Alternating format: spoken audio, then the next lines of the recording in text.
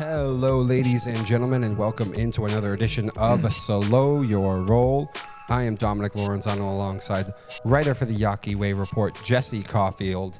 It has been a busy NFL free agency. That's going to be most of this show. We'll talk the Bruins fire sale a little bit and the Yankees on IR before the season even kicks off, but it will be a lot of NFL free agency. We'll probably preview the baseball season, have our MLB preview show next week. But yeah, Jesse, with that, All right. I will turn it over to you to get us started on your opening. Yeah, with a little football.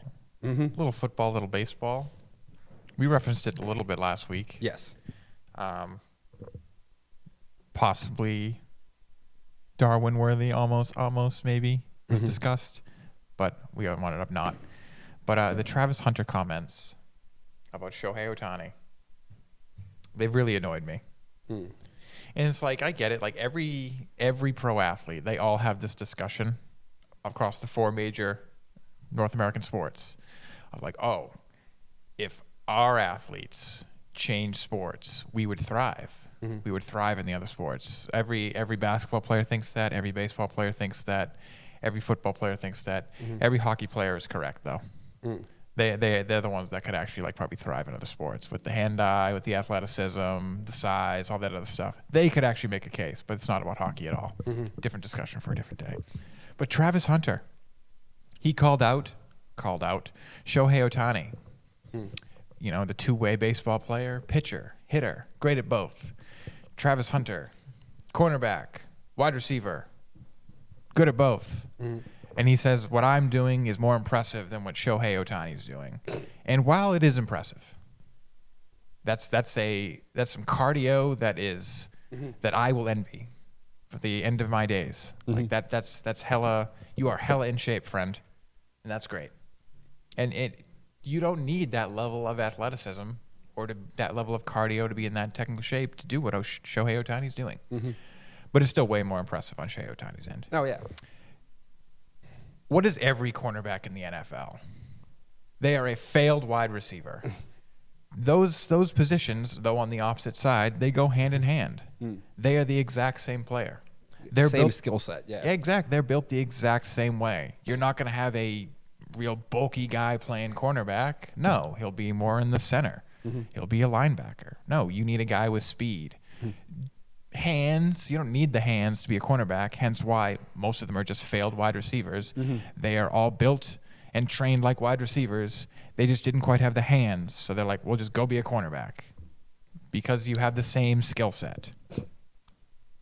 Hitting in baseball, especially a power hitter. Ohtani just put up 50 home runs. Mm-hmm. Now, he also put up 50 stolen bases, which is a whole other like aspect. Like, 5 to a player, blah, blah, blah. Let's just focus on the home run. I don't even care.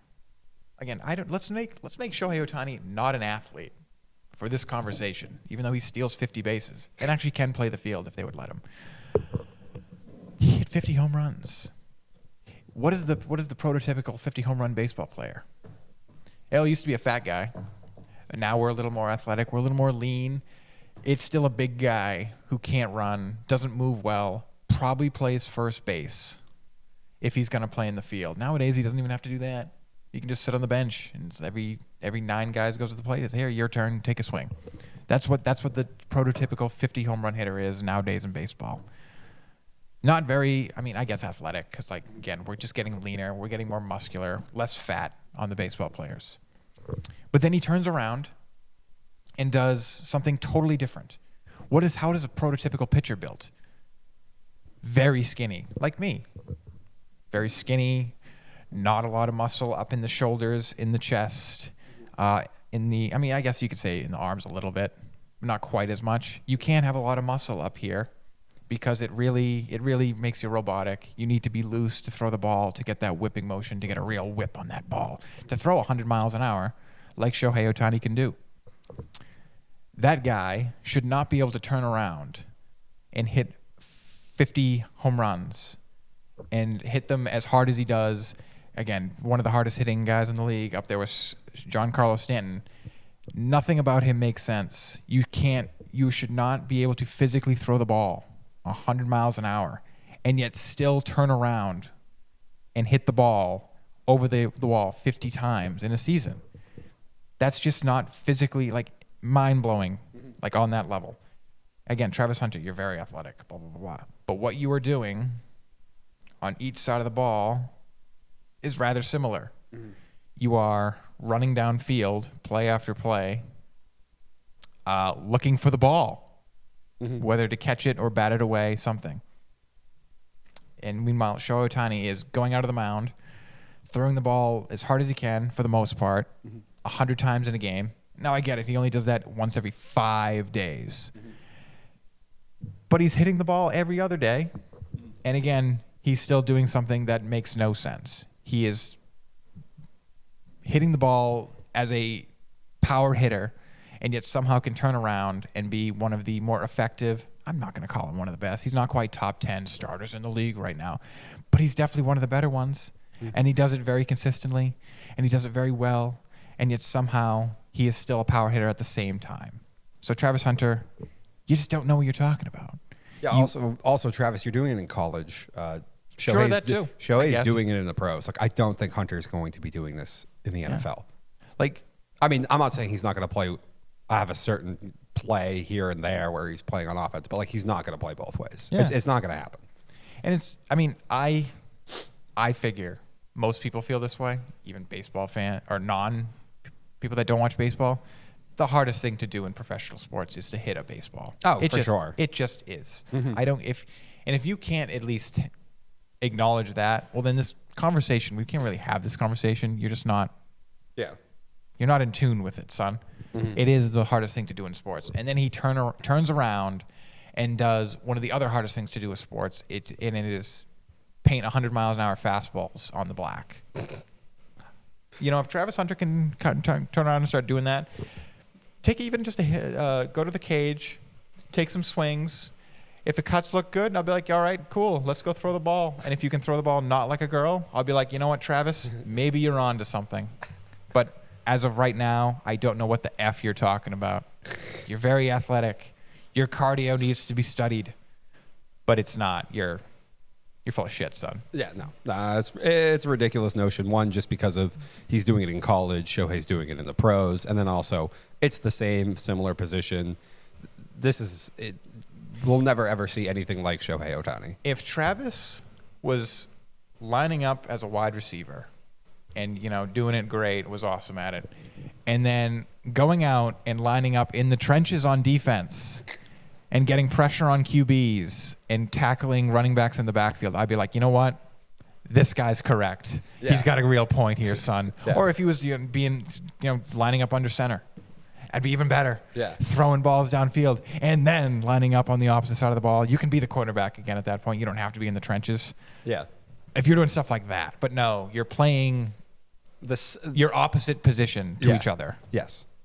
Yeah, no, I get you. And again, the big thing too, you're doing it in college. Like I don't think he's doing this in the NFL, guys. Yeah, you're not Troy Brown. They can say whatever they want. He's not doing both. Now, again, that doesn't. Listen, Marcus Jones for the Pats played a little bit on offense. There'll be some design plays specifically for him. But he's not taking 40 snaps a game on offense. No. It's not going to happen, guys. So it was a pretty ludicrous comment by Travis Hunter. But whatever. I don't know.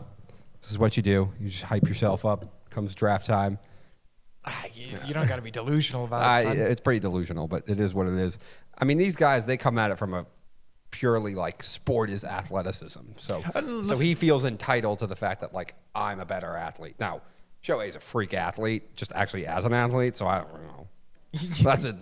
We would throw in the 50 steals thing, and then we have to start having that conversation too. I would still bet. But what they're saying is, well, my sport is harder to play. Yeah. Or more physically demanding. Not harder to play. And listen, because nothing's harder than hitting a baseball. But Travis Hunter probably has the point that actually cardio to cardio, I would probably still give Travis Hunter the edge, despite the fact how elite of an athlete Shohei Ohtani really is. Because, Travis Hunter, he is, 22? Yes. 21? Yeah. Shohei is 30. Yes. Again, professional athlete, freak athlete, outstanding cardio. But also, a baseball player doesn't need that level of cardio. No. They're never going to run like that. No. At least you'd think not. No. It could happen, inside the park home run, stuff like that. But like that's so rare. And then they go sit on the bench for a couple minutes to get their breath back. Yeah. So Travis, that's the one thing I'll give you, Travis. But that's not like, come on. I know. You still lose to a hockey player in that aspect. You lose the cardio to a hockey player. Yeah. Why aren't you giving them credit? I don't know. But all right, with that, let's move on to the Patriots free agency. Yeah. It's been a whirlwind. They've signed a lot of guys. I'm sure that a lot of the fan base isn't happy because no wide receivers. They couldn't get. Well, there was one. They couldn't get Chris Godwin to come here. Oh, who was the wideout they got? Matt Collins. Oh, yeah, that's right. And it's like, okay. Yeah. I mean, I like Matt Collins. He's a good locker room guy. He's a decent player. But like that doesn't move the needle at all. No, but I thought they've done well outside of that. Yeah. No, I mean, I like for the most part what I have here, this list here. So, but I'm it's trying to think of everyone right now, but well, I have the whole list. Yeah, here. I was going to say, I know they got Carlton Davis. Well, the Landry one was like we all knew that one was happening. Yeah. From Tennessee. I mean, that just makes complete sense. You bring in a guy who, if you're like Coach Vrabel, he brings in a guy who's been with him for a long time, just to, as you're turning over the building and everything like that, you want guys who know you, who can spread around to everybody else how you do things, how you practice, what you expect, all that kind of stuff. But, Landry, Carlton Davis, Morgan Moses, good player. Milton Williams is a really good player. The Eagles, in a perfect world, the Eagles would have wanted to keep him. It's just, they have other people that they have to sign, and they have people who are expensive, so they can't. I had no idea we brought in Josh Dobbs. I mean, that one's whatever. That one's funny to me. Yeah, and then that's literally I just listed everyone. Yeah, but the big ones to me are like Landry, Carlton Davis, and Morgan Moses and Milton Williams to really shore up the interior. And I don't think their run defense was very good last year. No, it wasn't. So that's despite this having the same personnel as the year prior, where they were a great run defense. Now, I mean, NFL free agency can always be a crapshoot, but when you have the most cap space in the league and no one who's going to be on the cusp of having to get paid, why not do this? Yeah, I mean, you could argue they're all slightly overpaid. I mean, NFL free agency is always overpaid. Well, I mean, that is just sports free agency. You have to be overpaid a little bit to get them to come over. But you're also in a situation where, like, I mean, there was that report that came out like a week before free agency that like the Patriots were stunned last season that no one wanted to come here at all. Mm-hmm. So like, I'm sure Vrabel helps. Like people want to play for Vrabel. Like I'm sure Landry didn't take any extra convincing. He's like, yeah, I'm going to go play for the guy that turned me into a Pro Bowl linebacker. Mm-hmm. Like obviously I'm going to do that. But some of these guys you probably had to pay a little bit more. It's cold here. There's no dome. It's not Bill, even though it is Vrabel. Mm-hmm. It's the Crafts have gotten nothing but crap on that end of the year questionnaire about like how well your facilities are. Mm-hmm. There's a lot of reason for players not to come here. Oh yeah, for sure. No one cares about Drake May yet. Everyone's looking at what's his face? Jaden Daniels. Like, despite the fact that Drake May looked damn fine, but not a soul was watching a Patriots game last year, so they don't know. No. So you got to pay a little. But again, I'm going to push back on the nobody wants to come here. It's just no one that's a very attractive that you can put on a headline wants to come here. Like a lot of offensive players don't want to come here. Wide receivers don't want to come here, which makes perfect sense. Rookie quarterback, not a great history with the offense, cold weather, like totally makes sense. I get why Chris Godwin turned down all the extra money, which again, by the way, once you start thinking about the other stuff, right? Start thinking in the financials. It wasn't as much extra money as you think because he'd have to pay the Massachusetts taxes. Yeah. Instead of the Florida ones. But does Florida have no income tax or is that only Texas? They have no income tax. I didn't think so either. State income tax. No state income tax. So like everyone's like, he turned down how much more money? It's like, okay, but once you go through everything, he probably turned down an extra $7 million. And also, like, there's a little cold tax on these guys. Well, that too. I already mentioned the weather. I need an extra $1 million because I'm not playing in a dome and it's cold as AF up there. Yeah, no, I get it. So there's many reasons why you're just not going to attract a lot of guys like that. You need the quarterback to be, I don't want to say better, but more established. May's not established yet at all. Before a wide receiver is going to want to come to this climate and pay the Massachusetts taxes. Mm-hmm. So, yeah. But I think they've done a very good job here. and free agency. And I don't think there's any reason why you can't expect that this Pats team now could turn around and maybe win 7, 8, maybe even 9 games if they get some things that go their way. I probably wouldn't bet on 9, but I don't know. I think there's a good chance this team could go 8 and 9. They hire all these free agents. Free agency in the NFL, about 50-50. But, like, the coaching was awful last year. But we know that the personnel should be pretty good, particularly on defense, because the defense the year before was damn good. We just got to get better production and better coaching out of the offense. Drake showed signs. Both of the wide receivers have made steps. So there's reason to think that this Pats team, I think, could be significantly better and look significantly better next season. Yeah. I mean, you could also see like some of the... Also, in a draft like this, it makes more sense to spend the way they just did in free agency. Sure. Like if this was a normal draft, maybe I would be a little bit like, maybe 2 of these. Like we can hold back a little bit. We can get, but like you're sitting in a draft where, the consensus is outside of the top 10, there's not a massive difference between pick, 14 and pick 45. Mm-hmm. Well, you can also you can see the clear vision, I guess, with some of these moves. Some of these guys is like, okay, Carlton Davis is in. That probably means Jonathan Jones is definitely out. Dietrich Wides just signed somewhere else. Harold Landry that's a proven Vrabel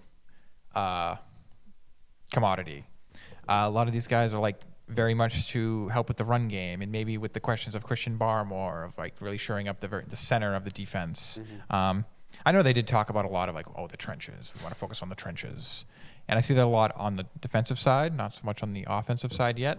But I feel a lot of that's going to be draft. A lot of drafting linemen, offensive linemen. I assume they'll probably draft some wide receivers again and stuff like that. I feel like a lot of the offensive stuff will come in the draft. Yeah, no, I think it's so. Just a lot of the big name. Like, is there any big name linemen that are available anymore? No. Maybe on the trade market, but even then I'm not hearing much anymore. No. The Bears got them all. Pretty much. Where did Laramie Tunsil go? Then they traded him. He was traded to was he traded to the Commanders? Might have been the Commanders. I didn't see. I saw that one late. Yeah, I think he got traded to the Commanders. Which I saw that one. I was like, oh man. And you were like, you wanted Laramie Tunsil? I love Laramie Tunsil. I know you do. He's so expensive though. Yeah. So expensive, and he's up for a contract extension too. But I feel like the Texans dog. He is a dog. I feel like the Texans think he might have taken a small step back, and that's why they didn't have to give him a new contract. Probably. I mean, how long has he been in the league? He's been around. He has for a little while. He has been around. But I mean, I would love him. I would love him here. And again, you're most cap space in the league. So, but yeah. All right, let's move on to the Seattle Seahawks. Now, I have seen some wild takes by some media people. Richard Sherman, one of them, being like, I don't get it. This is a lateral move. At least you had Geno in the building. I'm like, guys, it's not just about the player. It's about the money, okay? Maybe Geno is a little bit better than Sam Darnold. Now, I don't believe that. I kind of think they're the same, and Darnold might be even a little better, but maybe they're the same. Maybe Geno's a tiny bit better. Geno was going to demand $40-something million, and way more of it guaranteed. Sam Darnold, yes, a 3-year deal. Only $55 million of this contract is guaranteed. So this is an extremely Seattle Seahawks friendly deal. Like, guys, there's a cap limit, and I know you can manipulate things. You can do this and you can do that, but there's only so much you can do, right? You can manipulate, but if I'm paying somebody $45 million, it does still affect me. And Geno Smith is not a $40 million quarterback. He's not even a $35 million quarterback. Darnold, though the yearly says, I think, 35, 36, if only 55 of it is guaranteed, then if he doesn't play well, he's not going to hit those incentives, and his contract isn't going to be $35 million a year. This is simply a financial move. I think Seattle did it perfectly. They had a mediocre quarterback who's a bridge guy who at best is a B-, try to strong-arm them and make him pay him like he's way better than he is. And Seattle had the wherewithal to say, go kick rocks. We found you once already. We can find somebody else. They found someone who is younger, athletic as well, with a big arm, and who everywhere he's been, the coaching staff has liked him.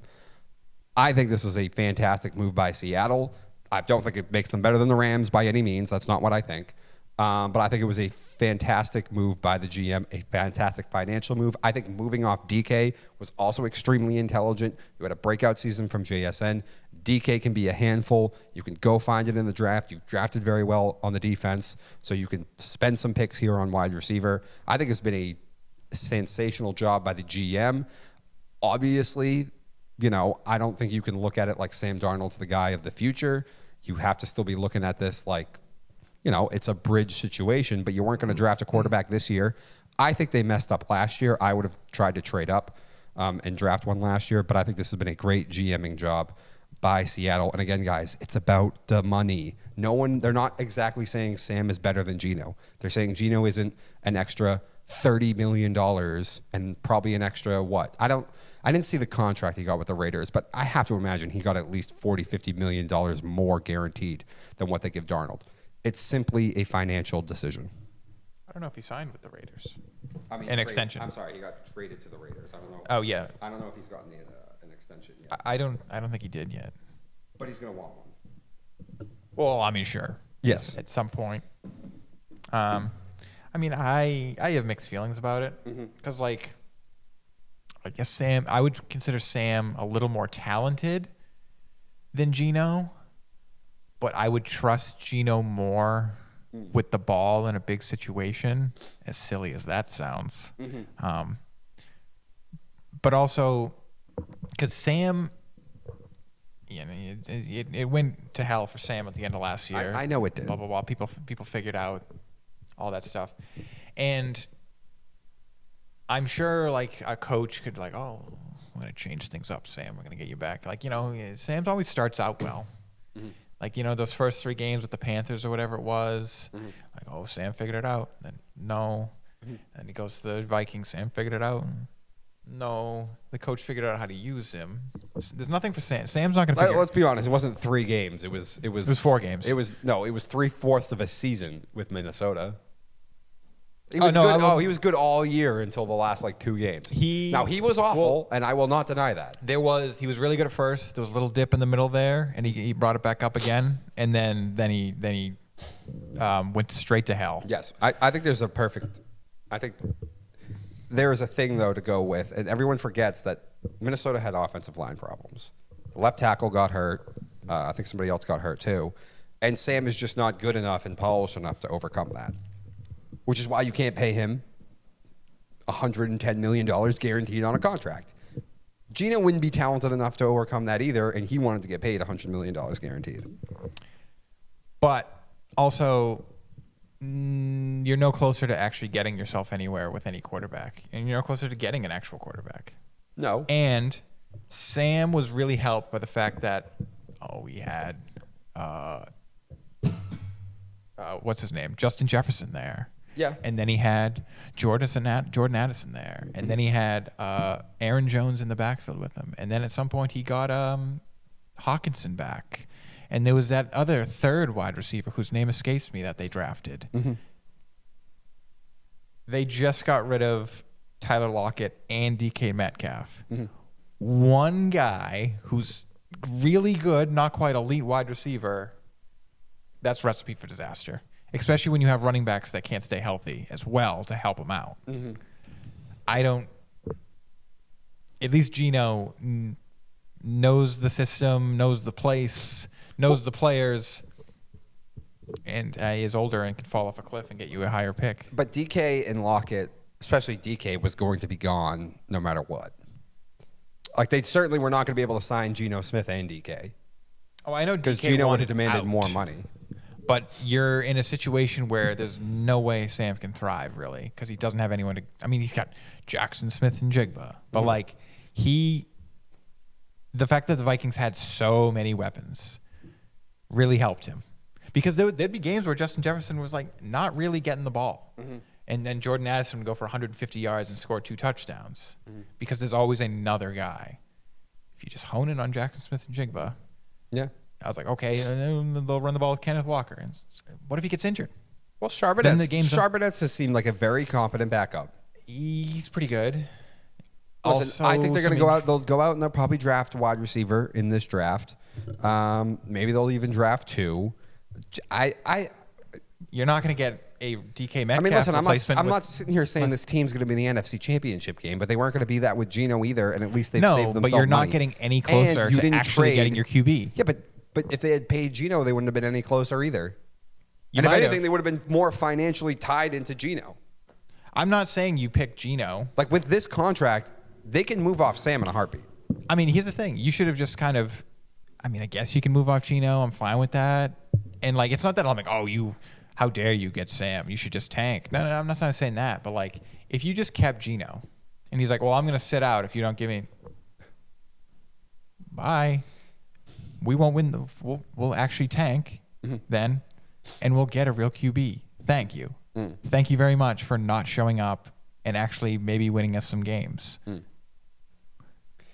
It's just, and I know the players won't like that. The coaches won't like that. Yeah. The owner won't really like that. But like, when the roster is as talented as Seattle's, because like they're good enough that they should be winning games. I mean, they were in the hunt to win the division go out last there year. and be like, all right. I mean, it won't be the Rams because they're in division. But Yeah, like, that all would right, never gonna- somebody will pay. We'll pay big. We don't need these picks. Take DK. Give us your QB. Yeah, I don't know just where that was available though for anyone. The only ones I could think of were both in division. Well, like Arizona, I could see Arizona if they here's got a a good real enough question. offer moving off Kyler. But again, it's in division; they're not going to do it. why is nobody calling? I mean, I know they are, but like, why are not more people calling? And why are the Patriots not actually talking more about Joe Milton is available? I don't know. Then you don't have to waste a pick. Well, they didn't waste a pick on Darnold. I mean, you don't, but like, you're just pushing your picks back. Yeah. Oh, it's going to be middle to late round now when it could have been higher if we just let Geno have his tantrum. Yeah, I think it's better because of how good Sam played for most of the year that you just roll the dice with Sam on this extremely team-friendly deal. And if, like you said, if Sam's that bad, if Sam regresses right back to what he was in I Carolina, don't think Sam's going to be so bad. then okay, fine. At least at first. Not so bad, but like clearly, Listen, I'm sure he'll get there. Clearly, you realize you either just spun the tires or you maybe took a small step back. Then you can move off Sam and you can tank for a quarterback if you want. But I think it's worth giving this another shot because they are very young and cheap on defense and stuff like this. But for how long? And how long are you going to waste their years of never actually being a contender? And now, like, they're all old, they're all expensive, and they all have to leave now. But again, and we never had a quarterback the entire time. That was fun. But it's the NFC where nobody has a quarterback. That's not true. Hey, here's the thing. All right, Is Jared Goff the second best quarterback in the NFC? No. Okay, so was Jaden, who's coming off a rookie season? I mean, we listed Jalen Hurts, Stafford, and Jaden Daniels better than Goff. I know. When we made our list. I believe that. Baker Mayfield's better. I believe that too. Baker and Goff to me are very similar. Better. We ranked him better. But I'm just saying. I'm not saying he is. I'm just saying I'm making the argument that Kyler's better. You could make the argument that Jared Goff is somewhere in the 3rd to 4 range. He's been as productive as someone that you could rank second. It's just we don't want to because we know his roster has been way better than everybody else's. But I'm just saying, like, this is not the AFC. There's no Lamar, Burrow, Pat, Josh Allen. Like, if you just get good quarterback play, competent quarterback play, you can do what the Eagles did, build up the roster, but you could make a Super Bowl. They've kind of had that, and they've not come close. For the most part, have missed even some playoffs while they're doing it. Yeah. I mean, I think there's a small chance Sam could be better than Geno. That small chance is still a wild card and a one and done in the playoffs. Like what? Like you are wasting this young, inexpensive team with worthless QBs that are getting you nowhere. And then in a couple of years, they're all going to want contracts, and then you have to ship half of them out, and then you suck again anyway. And then you can finally get that quarterback, and you'll waste his career. We'll see how it goes. I think it was great GMing. They don't want to tank. They're not in the position to tank. They like the head coach. That you're not shit. Well, but you're good GMing that you didn't. But all you're doing is that you spinning didn't the bow down tires. to Geno And Smith. All right, yes, that's fine. Congratulations. You didn't pull a Miami. That's great. Like the Dolphins are trapped. You didn't bow down to the most obvious wasted of a QB in the league, really. Like, you are still spinning the tires and getting nowhere. Okay. And you will get nowhere this year, too. Okay. You know, And guess what? I just think because of that, you'll get nowhere next year either. I just think I see opportunity in the division. I don't. The Niners are falling apart. The Rams. You still have the third Stafford best is QB old. in your division. You do, but Stafford is old. I guess. All it takes is one bad hit. Listen, sure, yes. One bad hit. And actually, you know what? Even without Stafford, because Stafford missed a couple games last year, still finished ahead of Seattle. Yes, I know. But, you're not far away from one bad hit on his knees or something like that, where he gets taken down too hard and he gets a broken collarbone. And then all of a sudden he's out for a month, and Seattle's sitting pretty with a chance to win the division. And then they'd be like, wow, look at that. We won the division because someone else got hurt. Clearly we can run it back with this squad. No. And then you know what the Rams will do? Be like, wow, he's old. Let's make an aggressive move. I know. But I think it was great GMing. And then no one will show up to the LA games. I think it was great GMing. It's mid-GMing. The next one, as we're talking about the division, let's talk about the Niners. My goodness, I don't know what's going on in San Francisco because, it feels like it's over. This feels like, remember when the Niners moved off Jim Harbaugh and everybody left in the offseason and they became one of the worst teams in the NFL? Like Patrick Willis retired, and then I'm not saying they're going to be that. That's not what I'm saying. I'm just saying this is a wild 180 from we love all our guys, we'll pay them. We'll overpay Brandon Ayuk, and then they regretted that probably one game in. And it's like, now it's all of a sudden, all right, now we hate everybody. You can all leave. You can all go. What are you talking about, bro? Dude, everyone's gone. Kyle Shanahan finally got his guy. Mac Jones is a San Francisco 49er. But so who's gone? Ward's gone. Greenlaw. Funga's gone. Greenlaw's gone. Which I know, he didn't really play last year. Juszczyk's gone. And again, the funny thing is, individually, you can make the argument for letting these guys go. You can make an argument for every single one of them to let them go. But it's to let them all just walk out the door all in one off season that has me just, mind boggled. And it's also, I've heard stories that, the Yorks could be kind of cheap. Then they won some games with Harbaugh. Then they went cheap again. And then they won with Kyle. So they wanted to reinvest. But, that core philosophy, that coreness of their personality is still there. And it seems like the minute they have a sideways season, are they going to revert back to that? Because he's selling 10% of the team. He's going to get a massive influx of money. And yet we're just letting everybody walk out the door. This feels like the end to me. Juszczyk. They lost Kyle Juszczyk. I said that, yeah. Oh, you did say Juszczyk? I You did said put that one in Juszczyk. there? Okay. Yeah. Debo, they traded away Debo. He's gone. That helps. I agree. That's only a good thing. I agree, too, but I'm just listing all the people who are gone. Mm-hmm. Yeah. Their backup left tackle, who was probably good enough to start on a lot of teams. It's just they have Trent Williams, who's older and could be injured. You think you'd want to have him. He's gone as well. I would have made offers to at least him and Ufunga. Greenlaw, it's tough because he's so good that, he has to demand some money, or if he still has a contract, you still have to pay him a decent amount, but he's been so injured. That one I understand. That's a tough decision, but you have to make them. But to let all these guys all just go, I'm just are you guys tanking? What are we doing here? In a draft that's not that good, as we've talked about many a times. Sorry, this a lot of breaking news just coming onto my phone. Oh, is there? And it's all baseball. Maybe they're just, I think at this point, maybe a little bit.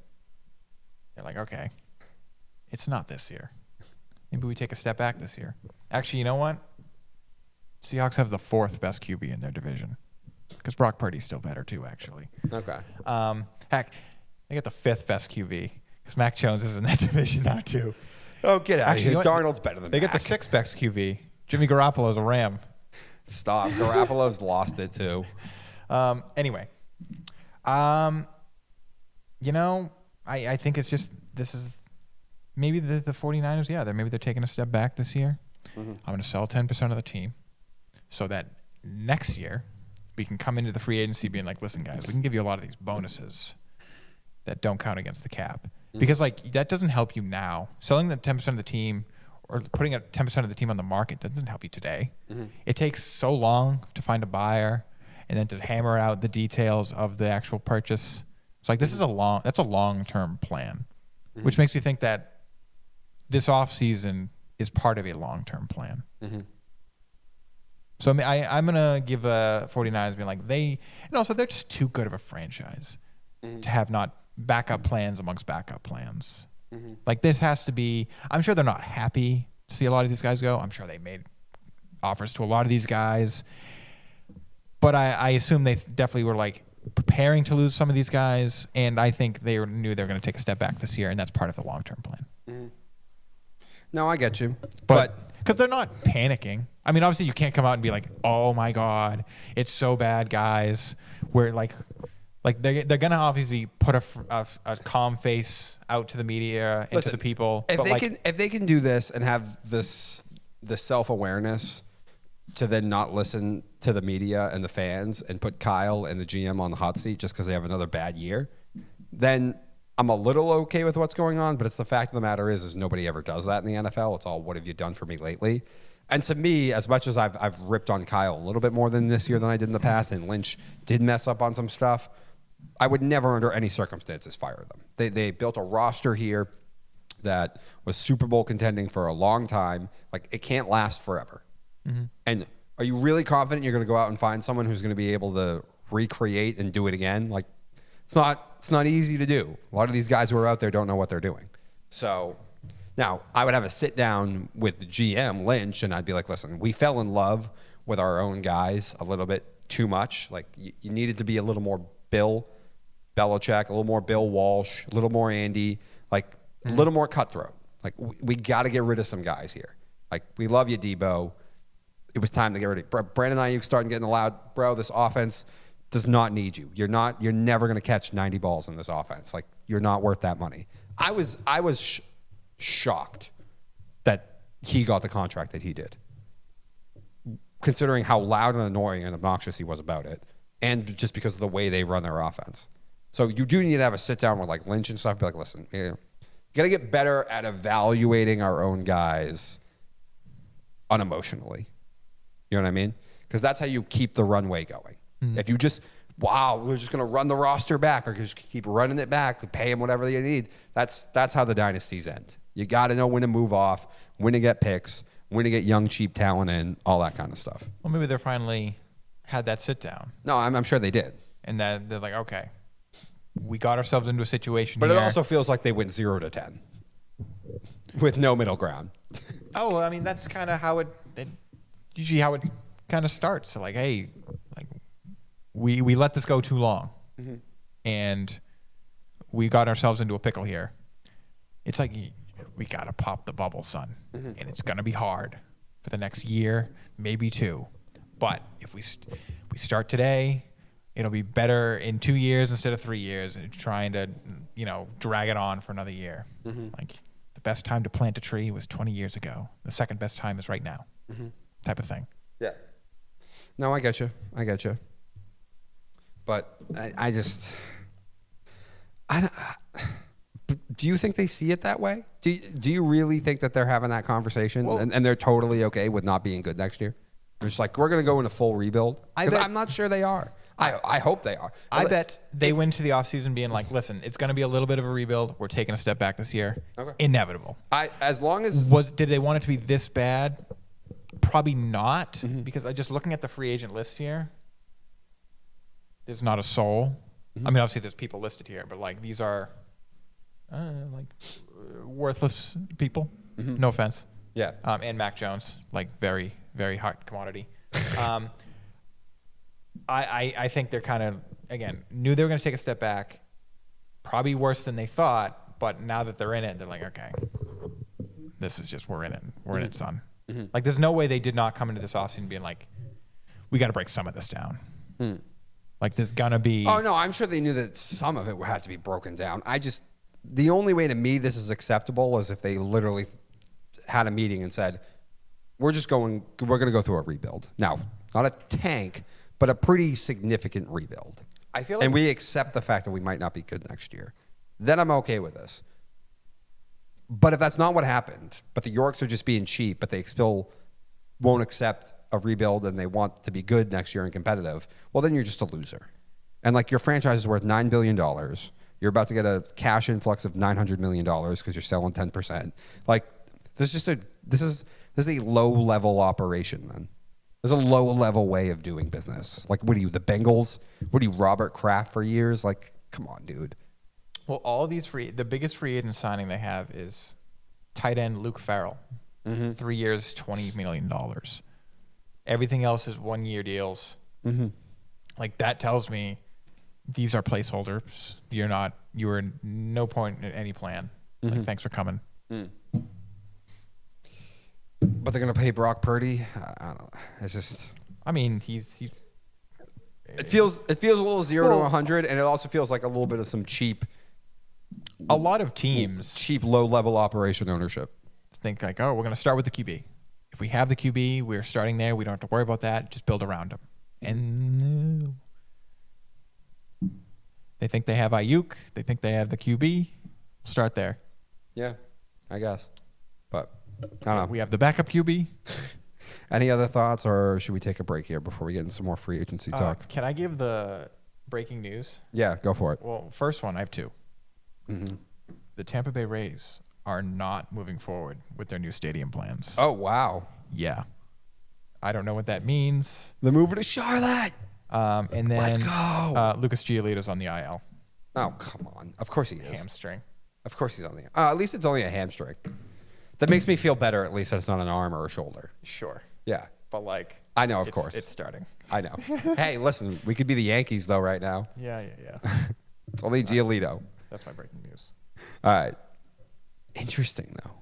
Race to Charlotte. Let's go. It's happening. Oh, you know what we didn't mention at all in What? the Patriots segment? That What? they cut Andrews today. Oh, yeah.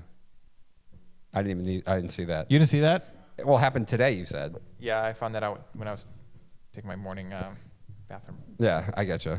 That was the last member of the dynasty. Yeah. He's gone. All right. So with that, we're going to take a quick break. We'll come back. We'll talk the Steelers and the Metcalf trade and what the hell's going on with that franchise. We'll talk the Yankees injuries and some other stuff. So stick with us, guys. And we are back here at Slow Your Roll.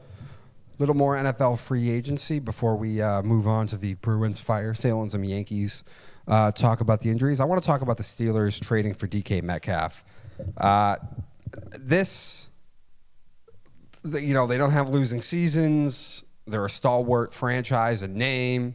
They were well run for a long time. You do have to remember, though, that GM that was the vision of most of those teams that we're familiar with against the Pats and all that did retire a couple of years ago. So it's actually not the same front office. I'm sure a lot of the same people are there, but it's still not the same guy. I think Pittsburgh feels a little lost at sea right now as a franchise. So you're going to trade some picks for DK Metcalf. You have no idea who your quarterback is. Like we saw as the season went on, would Russell even be capable of getting DK the ball? Because he had hard times getting Pickens the ball late once it got cold and people watched film on the offense. Justin Fields is gone. Not that anyone thinks he was a solution.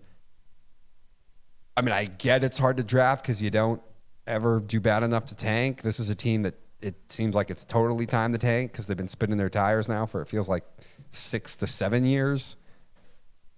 But to bring in DK, who is a bit of a high maintenance, now there have been worse, but he's dramatic. He's a lot.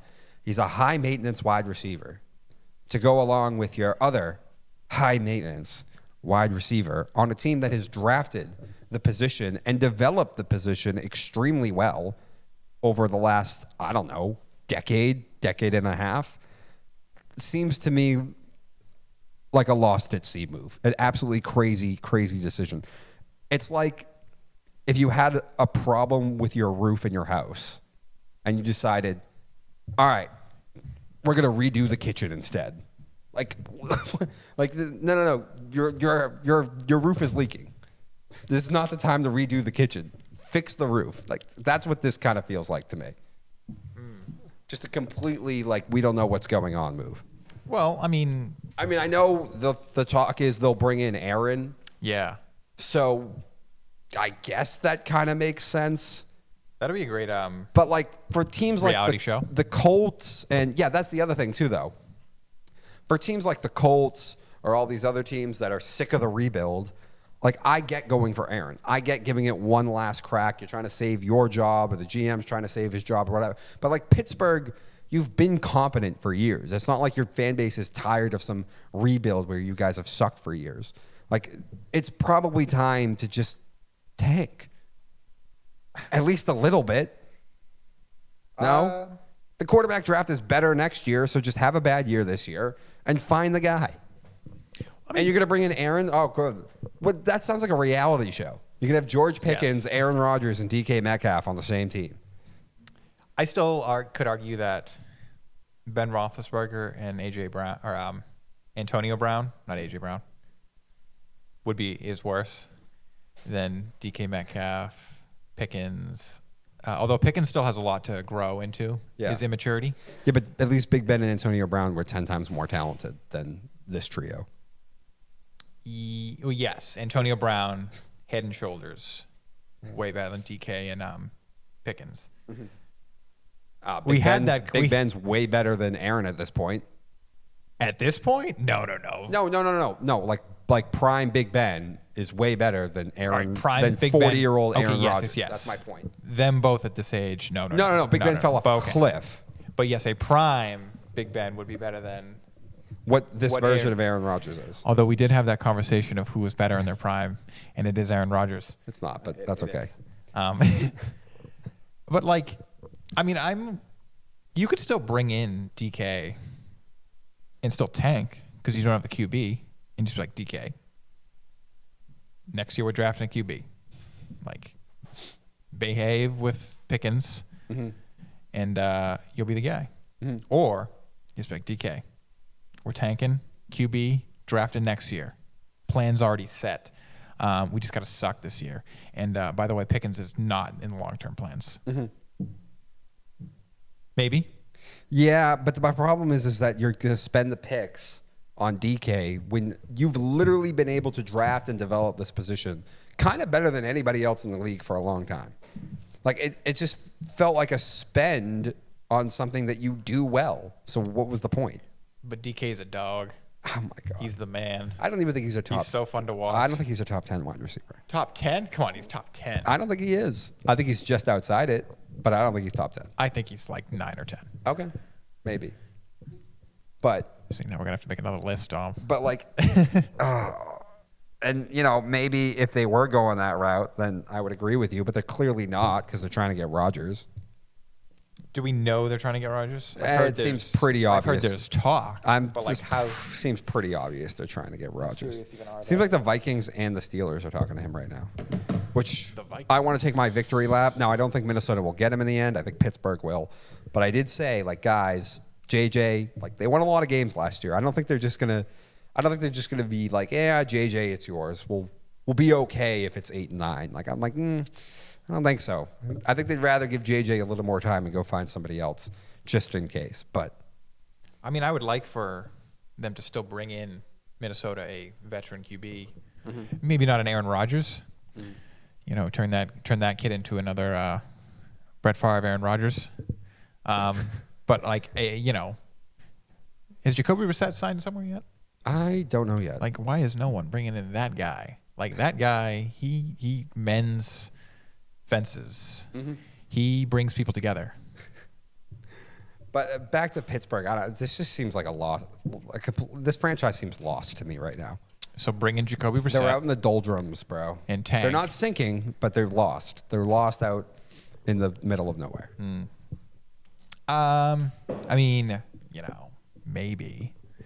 But, like, I feel like bringing in DK is not a sign of we don't know what we're doing. Like, aggressive moves like that, like, I assume you have some sort of structural plan. And it's like, all right, they are toxic, blah, blah, blah, blah, blah. It's like, all right, Tomlinson's dealt with far worse. Now, if you bring in Aaron Rodgers, that's something. That's something right there. But I still think that Tomlin's like, I don't care how toxic they are. In fact, I want them to be toxic. We thrive with that. We get energy from hating each other in this room. I mean, they did just lose Najee Harris. They did. They They have Warren, though. They also brought in Darius Slay. I did see that. Older guy, but I mean, yes. yeah, he's productive. It's a one-year deal. The also. defense felt like it took a step back last year near the end. They're starting to get shredded. Now, part of that, it definitely did. Part of that also, though, was probably the offense not being able to stay on the field. So it was, a little tit for tat. But, it feels like time that they need another re-injection maybe of some young talent in the defense. Did they give up 2 picks for DK? I believe so. I don't actually have. Do I have that? It just doesn't seem like the time to be giving up picks. Oh no, particularly for a position that you have drafted and developed. It was one extremely well. It was just a 2025 second. Okay.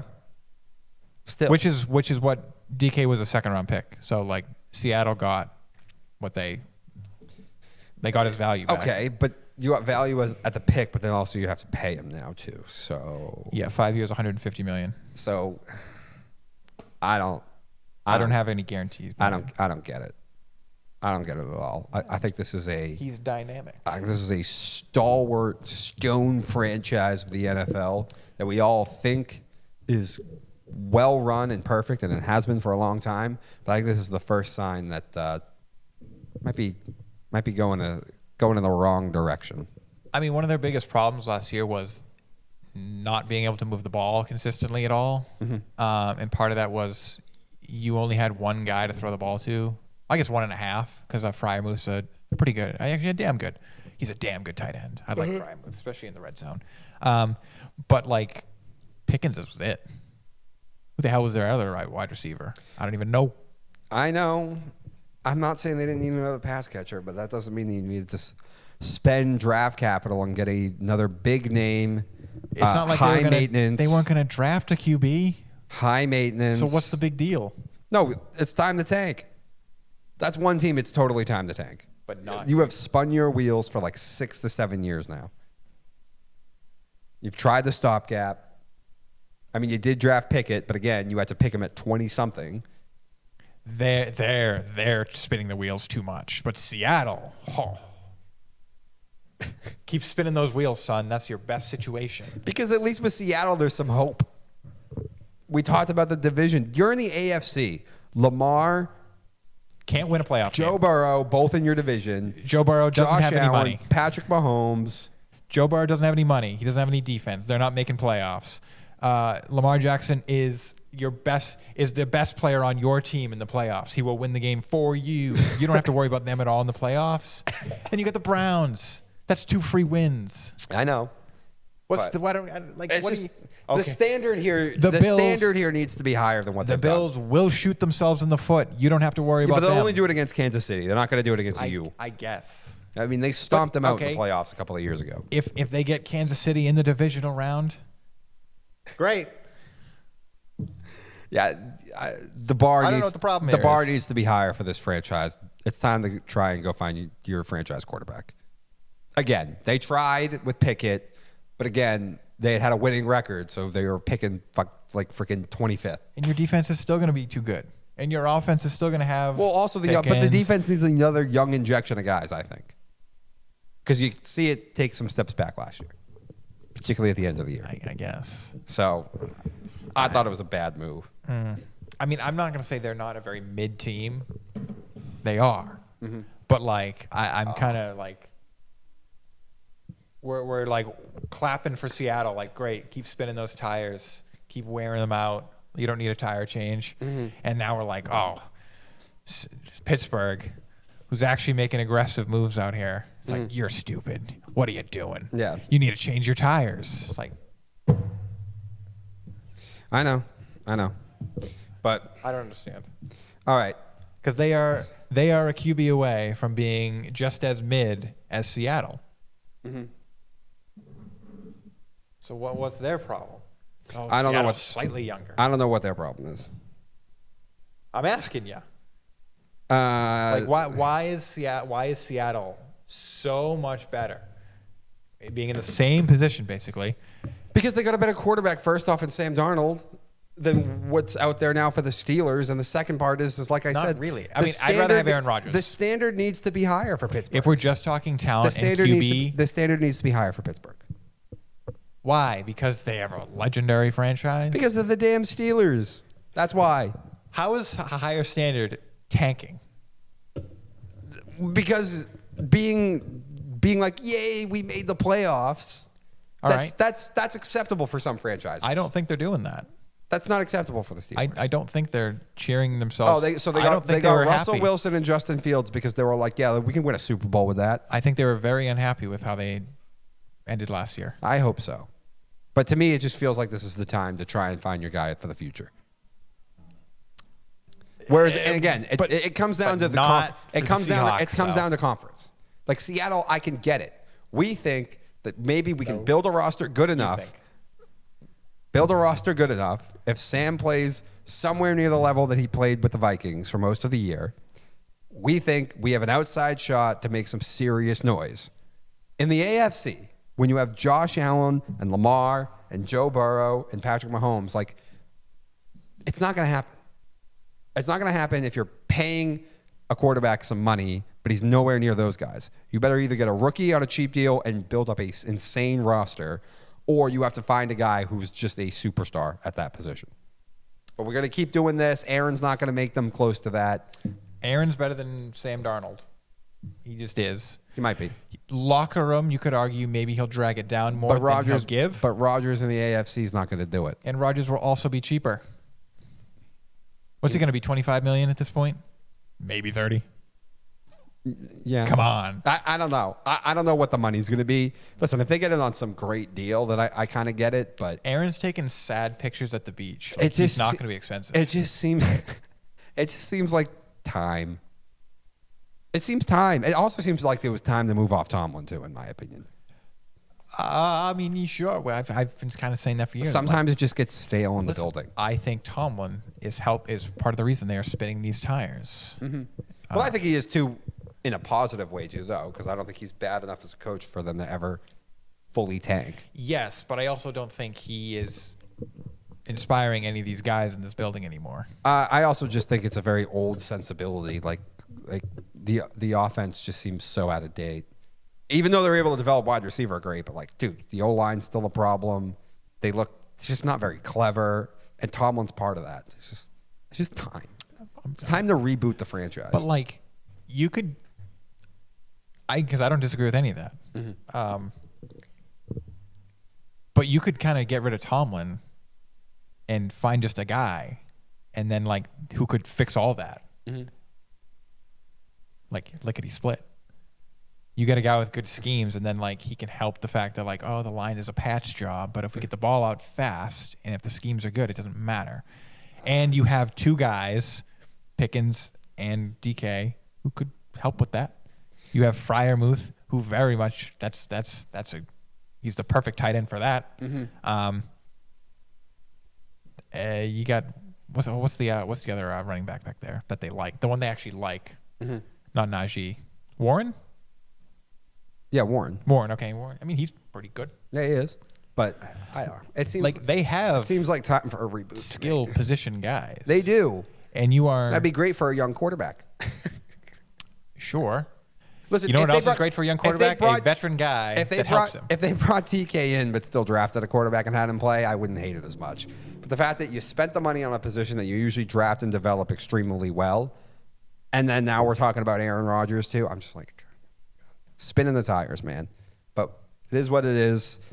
I'll turn it over to you for the Bruins fire sale. It's better spinning of the tires. It makes more sense to spin those tires, in my opinion. Yeah. Hold on. I'm still writing something. All right. So the Bruins trade deadline. It was kind of what I said, although they did the thing. They traded the guy. But it started out, we already knew this one last week, the Trent Frederick trade to Edmonton along with Max Jones. A good trade. You get a second-round pick next year. You get a 2026 fourth-round pick, and you got a defensive guy. Who cares? Justin Brazeau was traded. This trade was great, actually, because I was shocked at how much you got. You got Jacob Lauko back. Everyone loves him. You got the great man back. You got forward. I'm going to butcher this name, but it's fine. He's European. Marat Kuznetsov. I don't want it. Who cares? He was a prospect that actually I think is going to be really good. You know, that's actually like, he could be a decent bottom six guy. And then you got a pick from that. So actually you got a lot for Justin Brazeau, considering he's a fourth line forward. Charlie Coyle went to the Colorado Avalanche. Sad to see him go, but he's not useful to us anymore. You got a fifth round pick, and you got Casey Middlestat, 26-year-old forward, and William Zellers, who have F that is, and then another you traded the 2026 fifth round pick, and then you got a 2025 second round pick along with Casey Middlestat. Pretty damn good. Brennan Carlo. That was kind of the guy like, do you trade him? Do you not trade him? He was traded to the Toronto Maple Leafs. I feel really bad because he's still got 3 years left on that contract. So he's got to be in Toronto for 3 years. Wow, I'd kill myself. But you got a 2026 first round pick, a 2025 fifth round pick, and then another prospect in Fraser Milton. He's a center. Whatever. But a first round pick, 2026 for Brennan Carlo.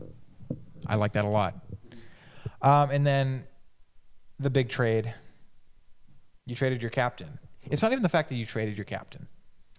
I didn't want them to trade him, a little from that personal stuff. Brad, he's played here 16 years. It's where you traded him. The Florida Panthers. Really embarrassing you these past couple of years. I mean, some people are blowing it up more than it needs to be. Some people are like, well, that was the team Brad gave. That's not the team Brad gave. Brad gave no teams. I'll tell you how it went down. So, negotiations. Brad's contract year. Brad's up for a new contract. He's like, I want $7.5 million. Bruins are like, no. We'll give you 6 point something. He's like, all right, we'll meet in the middle. 6.75. A $500,000 difference. And the Bruins gave him the finger and said, if we can't figure it out, we're going to trade you. So they walked out of the room. That's how it went down. Brad gave no teams. They were still like, we want to do right by you, Brad. They're like, yeah, F you. Like $500,000. So clearly, I think from the Bruins' perspective, they are not happy with Brad. They don't think he's a good captain. They don't like how he is in the locker room, something like that. And I can see that. I don't think he's a very good captain. So I think they were kind of shooing him out the door. And Florida gave you the best offer. Let me get the years right. A 2027 second round, which will become a 2028 first round pick if the Panthers win the first 2 rounds of the playoffs and Brad plays at least 50% of the playoff games. Brad might not even play a single game for them. He's injured right now.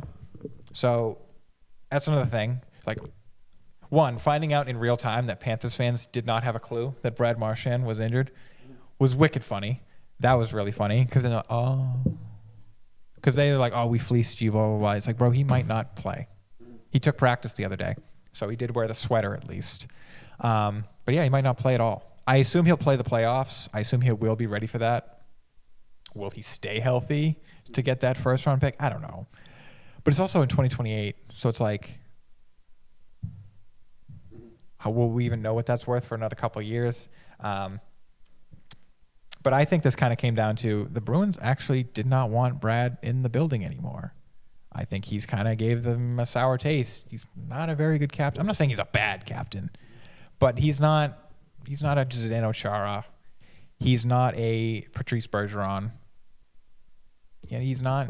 And if you look at the team, they've played 2 games since the trade deadline. Against is the Lightning? Yeah, it was the Lightning and the Florida Panthers. 2 teams that are head and shoulders better than you, especially the Panthers. and you played maybe your best 2 games of the whole season without them. And obviously, like, there's that little, like, you just had a big emotional situation in your team. The same way, like, a coach gets fired. I was just thinking that. You get a little energy boost. So who knows? Sometimes you can, yeah. Yeah, who knows what it is right now? But there is the question being raised of, like, was Brad Marchand holding you back? Talent-wise, no. He's still very talented, obviously, that stuff. But was his attitude in the locker room, was his leadership as a captain rubbing people the wrong way, getting under their skin, making them emotional, and that's affecting their play? Mm-hmm. Now we have to ask that question. We have to see. Brad might have been toxic. And now he can go drag the Florida Panthers down and ruin their season. Double agent Brad Marchand. But that's the Bruins situation. Mm-hmm. I actually want to give Sweeney some credit. I mean, I've said this for a while now. Like, we can trash on him in free agency. We can trash on how he drafts, and we can. One thing you can say he's actually one of the best in the league at is the trade deadline. And I think he actually did a really good job selling. The Charlie Coyle trade was really good.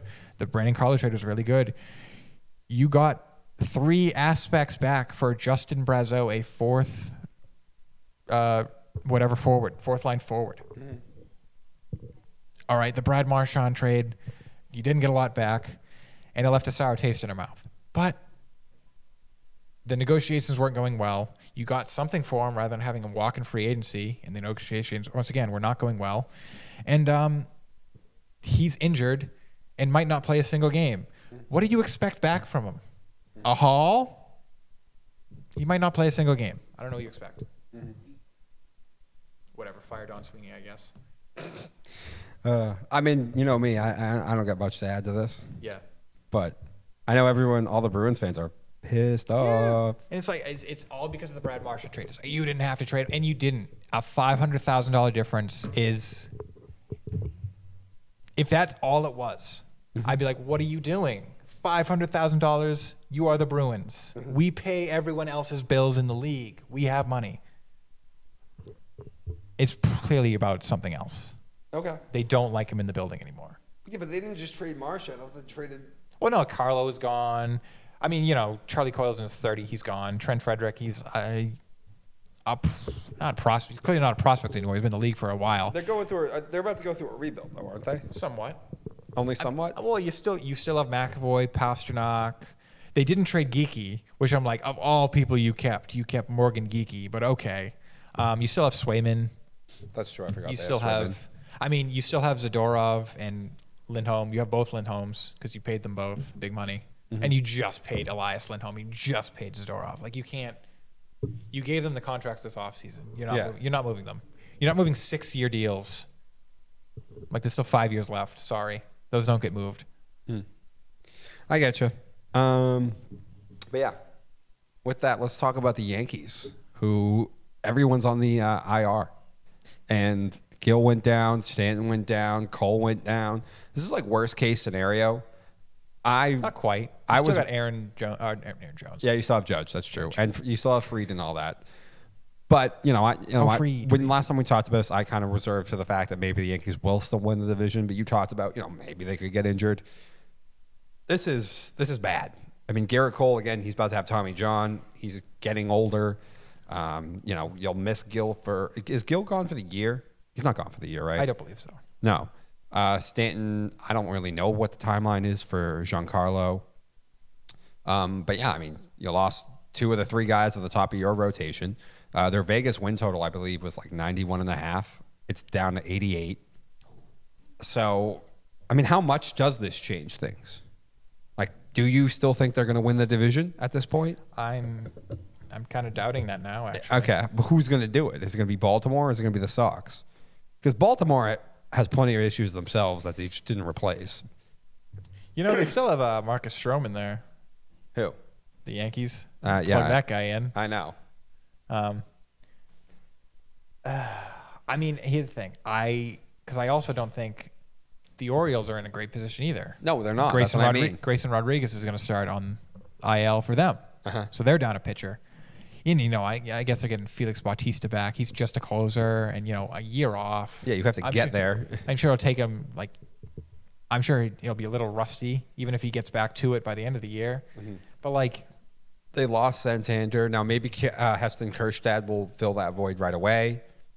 High-end prospect. But my issue with them is a lot of the pitching because everyone's coming off injury from the late last year. Is this the opening now for the Sox? Maybe. It's the Rays' time. No, it's not. They're not gonna do a 180 that quickly. Because I also I look at this roster of the Yankees and what it is now. Mm-hmm. I don't care about anybody. I mean, Jazz Chisholm's good. I'm sure they'll use him the wrong way again, though. DJ LeMahieu's still on this team. Paul Goldschmidt is so old. Goldschmidt in that, because he's always been such an opposite field hitter, that might help him quite a bit. I mean, I don't know what Cody Bellinger's going to be, if he'll be healthy as well. Mm-hmm. I just don't know. I don't know what I'm going to get from these guys. All right, there's good players here. Jazz Chisholm, Aaron Judge, Volpe. But, the roster, I feel like the lineup's not filled out. Yeah, there's not a lot of depth at all. I like the pitching, but now I don't. I wouldn't be shocked if they made a very early move for a starter. I already heard them being linked to Sandy Alcantara, the Marlins. Marcus Stroman. Just accept it. Let him play. Because they won't even let him in the building. Why? He's just so toxic. Oh my gosh. But he keeps trying to show up.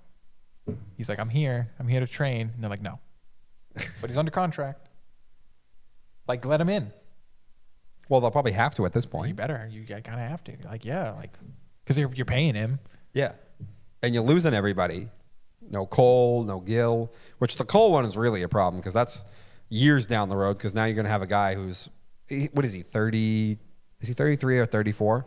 He was born in 1990. Okay. Why don't you just give me the age? Wait, he's 34. So he's 34 years old. Why do I have to click on the player? He's 34 years old. He's about to have Tommy John. Did he have Tommy John once already too? Is this his second?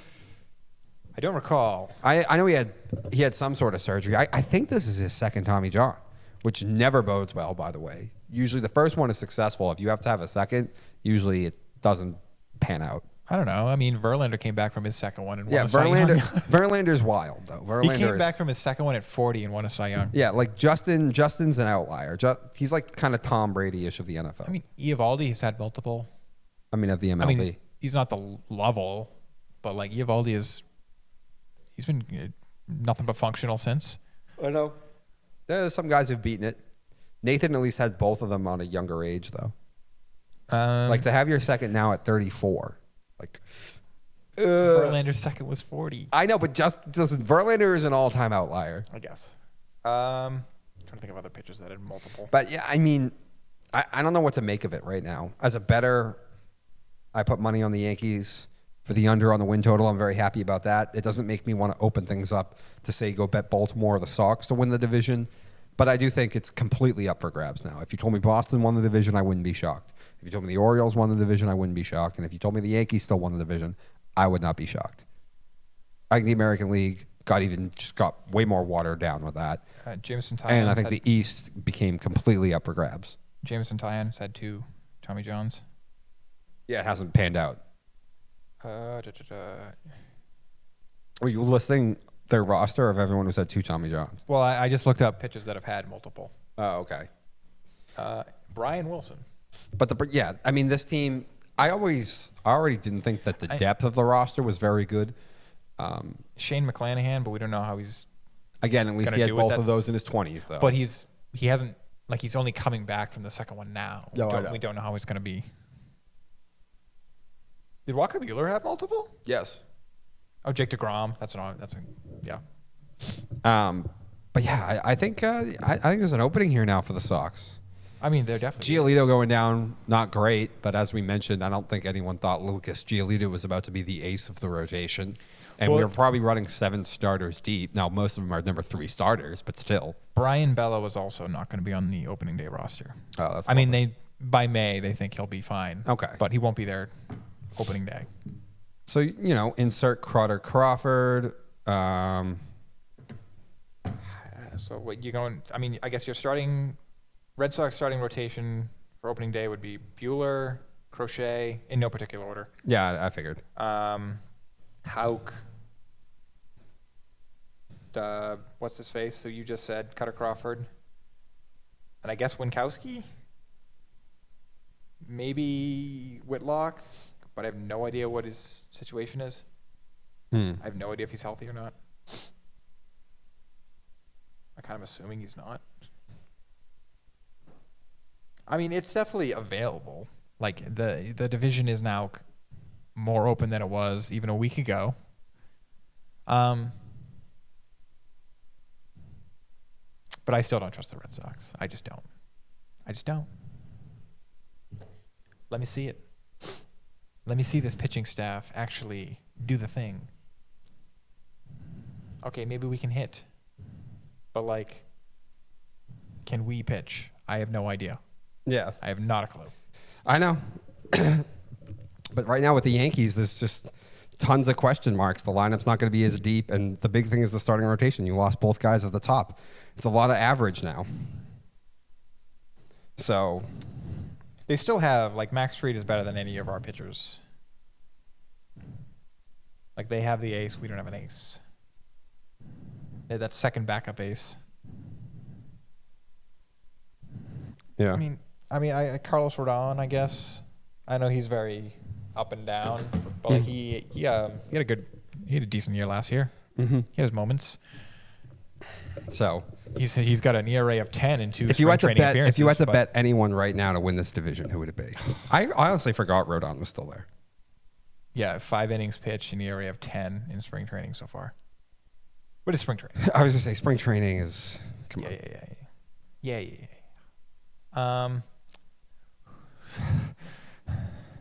I guess I still pick the Yankees. You pick the Yankees? I guess I'm still picking them. Okay. It's not the Orioles. I don't want to pick the Sox. Well, because I really can't pick the Orioles right now, and it's either them or the Sox, and I'm like, I feel biased if I pick the Sox. I could pick the Orioles if I had a better idea of just what everybody's timeline is. But like the last month of last year, like all their starters went down. Mm-hmm. So like I don't know, like when is Means back? When is Grayson going to be back? I don't think Grayson Rodriguez is that bad. I think he's also like Bellows' situation. Oh, he won't be opening day, but by May we think he'll be back. Mm-hmm. But like their rotation's not good anyway. Mm-hmm. And now you're going to have a month without probably, off the top of my head, your best starter. Mm-hmm. Yeesh. I know. I can't name a single other soul on that starting rotation right now. Mm-hmm. On what, Baltimore's? Baltimore's. Yeah, I know. So it's just a massive problem.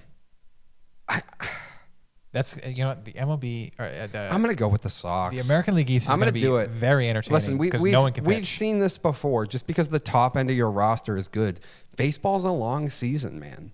Like, depth matters so much. And Boston is going to have more of it than the Yankees right now with the way things are. Oh, Kyle Bradish. Yeah, Bradish was the other one. Oh, I guess they brought in Zach Eflin. Okay. I thought he wasn't good last year, though. I don't think he was, but he's not old. I mean, he ended, 10-9 record, 3.59 ERA. Mm-hmm. 1.15 whip. Yeah. That is pretty good. Mm-hmm. So it's just. But that's still nothing. I would free. expect, with the way that they have spent money, I would expect that they get super aggressive really early and go bring in a starter. Listen, Miami is always up to trade away players. That's what the Marlins do. That's why they exist. I think they started selling pieces off a month and a half before the deadline last year. Oh, it was earlier than that. It was crazy early. So. Charlie Morton. He's 40. Yeah, how old is he? Showed obvious signs of decline last year. Tyler Wells. All right. With that, we have to wrap this up. Oh, they brought in Gary Sanchez. I had a Darwin, and I'm drawing a blank on what it was. Angel Reese. Oh, wait a minute. That's what it was. Was that? Yeah, because of the... All right. Guys, drum roll, please. Okay.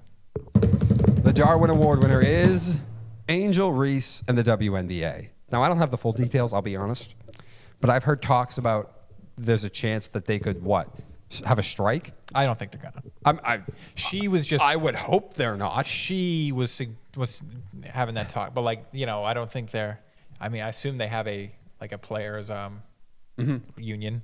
Yeah, I'm sure they do. I've heard nothing from that, but like it was just kind of her being like, "Oh, that's our option. Yes. You don't want to give us more money? We'll just sit out." It's like, okay. So the Darwin goes to Angel Reese for what would be the most tone-deaf, stupidest strike in history, because they complain all the time about pay, but if you actually went by amount of revenue that the league makes, they get paid more than NBA players because the WNBA has never turned a profit. And at a time when the league is at least getting a little bit more popular, which it is, their numbers were up last year. Now, I think we know why. How sustainable is it? I don't feel it's very sustainable, but at the same time, when you're having some small amount of success for the very first time in the league's entire history, or your business's entire history, that's usually not the time to then do something that might piss off the public, like having a strike. So, I have a headline here. Oh, do you? Yes, I do. You might be able to see the source and know that it's not that serious of a headline, but it is. It really brings Is it it the into. Onion? It's their right-wing equivalent. But it brings into perspective just how silly the idea is. It's like, here's the headline. WNBA players demand to be paid what they're worth, and now they owe the NBA $400 million. Yes. Well, basically, that's what obviously, I think they're exaggerating the number a little bit, but yes, if you went by ratio of revenue, then the WNBA players would actually owe the NBA money because their league has never turned a profit. Yeah. Because if you've noticed, like the past couple strikes, actually all 4 major North American sports had a strike or a holdout within the past decade, at least 15 years. Okay. Yeah, it was because it was 2013. Oh yeah, MLB did have a second one. You're right. It was it was only 20. Was that 2021 or 2019, something like that? I thought it was before COVID. 2018, 2019, something like that. Yeah, something like that. The NHL had theirs in 2013. They missed half the year. The NBA had theirs in 2014. Actually, it might have been the NFL in 2014. And then it was like the Robert Kraft, like, oh, we all got to come together, and they all figured it out. But it's all happened within the last 15 years. Well, all leagues had to sit down and have a new collective bargaining agreement about how the money will be distributed amongst players, owners, and that stuff. And you know what they all had in common? What? League revenue for all 4 were way up. Not in the red as a whole. I mean, hey, the WNBA, as much as the income is way up, it's just not up enough to then. I thought it was still overall down. Yeah, that's because they spent that money on the spending went up. Also. Yeah, because they spent the money on the flights. So like, didn't it overall? We gave him a Darwin for that too. So I thought. Well, I just said overall. No. We weren't talking about. We weren't subtracting it. I'm just saying technically the income was up, but raw income, but revenue before you then take a okay, not revenue, income. The other 4 revenue was way up. Yes, but once you then factor in the expenses, they still lost money. Yes. Well, at that point, they didn't make revenue. No, they did not. They didn't make any revenue. They didn't make any revenue, which is why you cannot have a strike. It would be the most hilarious thing. You can give it a shot, bro. That would be great. All right. Well, I mean, the NBA would still be like, well, we'll just pay the bills. We'll subsidize. Maybe. The NBA has its own problems right now. I'm not sure if it would. I wonder how that would go. I mean, at first they'd be like, okay, sure, have your strike, have fun, we'll pay your bills. And then if it goes on long enough, they'd be like, you're drowning us too. Yeah. Like, the China money has run out. I don't have to use it all just to keep you afloat. But anyway, congratulations to Angel Reese, this week's Darwin Award winner. That has been it for Slow Your Roll, and have a great rest of your week, ladies and gentlemen.